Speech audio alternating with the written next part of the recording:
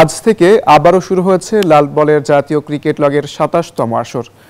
বগুড়া শহীদ চান্দি স্টেডিয়ামে রংপুর বিভাগের বিপক্ষে মাঠে নেমেছে বরিশাল। এছাড়া কক্সবাজারে ময়মনসিংহ বিভাগের বিপক্ষে লড়ছে স্বাগতিক চট্টগ্রাম। আর রাজশাহীতে ঢাকা বিভাগের মুখোমুখি হয়েছে রাজশাহী। এবারের এনসিএলে বেশ কয়েকটি ভেন্যুতে খেলা হচ্ছে।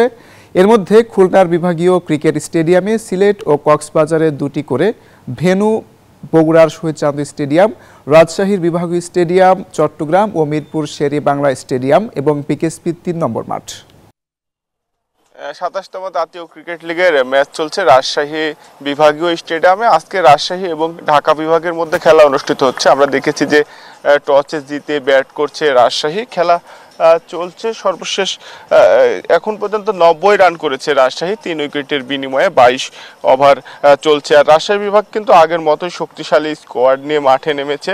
যদিও আজকে অধিনায়ক সাব্বির হোসেন খেলছেন না, তবে তাইজুল ইসলাম, সানজামুল ইসলাম এবং তরুণ ব্যাটার হাবিবুর রহমান রয়েছেন। এই দলে আরও খেলছেন নাজমুল হোসেন শান্ত, তানজিম হাসান তামিম, তাওহিদ হৃদয়। ঢাকা বিভাগের অভিজ্ঞতাও কিন্তু আগের মতোই, অভিজ্ঞতা এবং প্রতিভার মিশ্রণে তাদের দলটিও বেশি শক্তিশালী।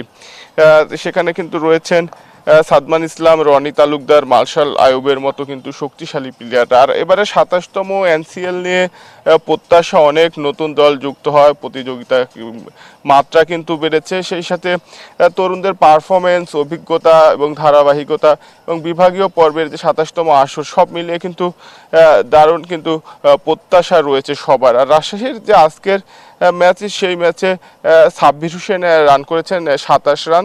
এছাড়া তানজিদ হাসান তামিম রান করছে ৭ রান। আর ব্যাটিংয়ে রয়েছেন কিন্তু প্রীতম এবং তহিদ হৃদয়। আর আমি যদি উইকেটের কথা বলি, সানজামুল ইসলাম ১৯ রান করেছেন। আর ঢাকা বিভাগের যে টিমটি রয়েছে সেখানে আশরাফুল ইসলাম সিয়াম কিন্তু তিনি একটি উইকেট পেয়েছেন, তাইবুর রহমান একটি উইকেট পেয়েছেন। আর এই মুহূর্তে আসলে বিরতি চলছে কিছুক্ষণের জন্য। আজকের যে ৪ দিনব্যাপী টেস্ট ম্যাচ, তার প্রথম ম্যাচ অনুষ্ঠিত হচ্ছে। দর্শক খুব বেশি না থাকলেও কিন্তু বেলা বাড়ার সঙ্গে সঙ্গে দর্শক বাড়ে এই স্টেডিয়ামে, আমরা কিন্তু বরাবর তেমনটিই দেখেছি।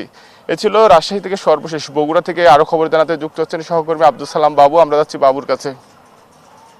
মুর্তজা, আপনার ওখানেও যেমন বিরতি চলছে, বগুড়ার শহীদ চান্দু স্টেডিয়ামও এখন বিরতিতে গেছে খেলোয়াড়রা। তারা কিন্তু ড্রেসিং রুমে ফিরে গেছেন। বগুড়া শহীদ চান্দু স্টেডিয়ামে সকাল ৯:৩০টায় রংপুর এবং বরিশাল বিভাগের মধ্যে খেলা শুরু হয়। টসে জিতে রংপুর বিভাগ তারা প্রথমে ফিল্ডিংয়ের সিদ্ধান্ত নেয় এবং সেই সিদ্ধান্তকে কিন্তু কার্যকর করেছেন তার বোলাররা। ইতিমধ্যেই বরিশাল বিভাগের ৩টি উইকেট তারা তুলে নিয়েছেন। কিছুক্ষণ আগেই আউট হয়েছেন সালমান হোসেন ইমন এবং এখন ব্যাট করবেন একটু পরে ফজলে রাব্বি সহ তার সাথে অন্য কোনো সহকর্মী খেলোয়াড় আসবেন। তো আপনাকে জানিয়ে রাখি যে সকালে টসে জিতে রংপুর বিভাগ তারা প্রথমে ব্যাট ফিল্ডিং করার সিদ্ধান্ত নেয়। এরপরে ২৪ ওভারের খেলা হয়ে গেছে। ৪৩ সব মিলে ৩ উইকেট হারিয়ে ৭৩ রান করেছে বরিশাল বিভাগ।